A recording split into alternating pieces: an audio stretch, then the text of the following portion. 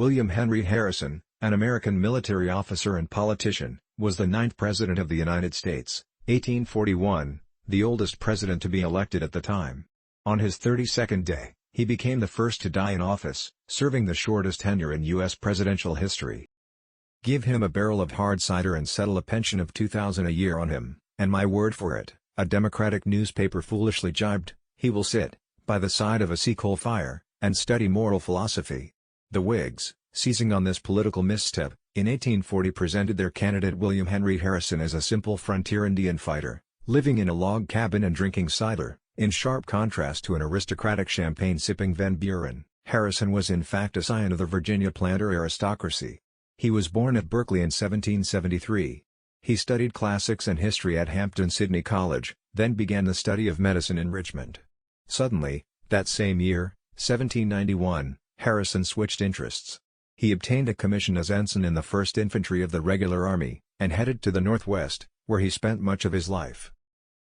In the campaign against the Indians, Harrison served as aide-de-camp to General Mad Anthony Wayne at the Battle of Fallen Timbers, which opened most of the Ohio area to settlement.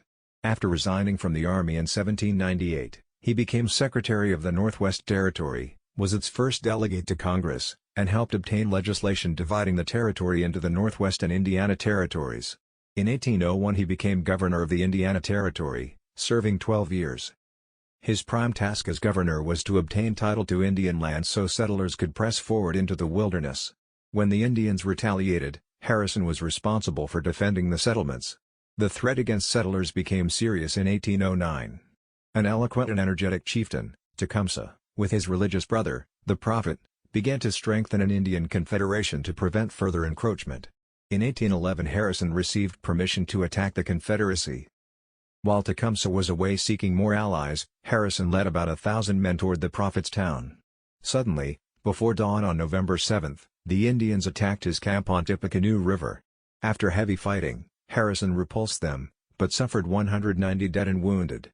The Battle of Tippecanoe, upon which Harrison's fame was to rest, disrupted Tecumseh's Confederacy but failed to diminish Indian raids.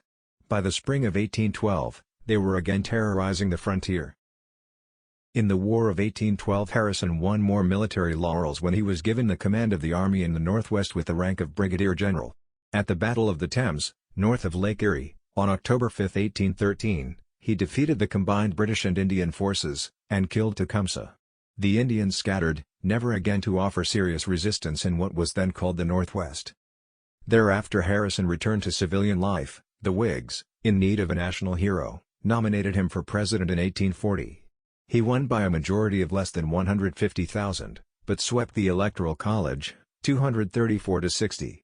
When he arrived in Washington in February 1841, Harrison let Daniel Webster edit his inaugural address, ornate with classical allusions.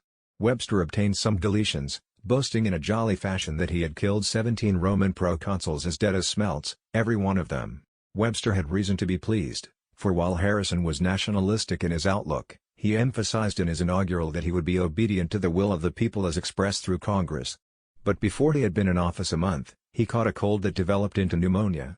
On April 4, 1841, he died, the first president to die in office, and with him died the Whig program. The presidential biographies on whitehouse.gov are from the Presidents of the United States of America, by Frank Friedel and Hugh Sidey. Copyright 2006 by the White House Historical Association.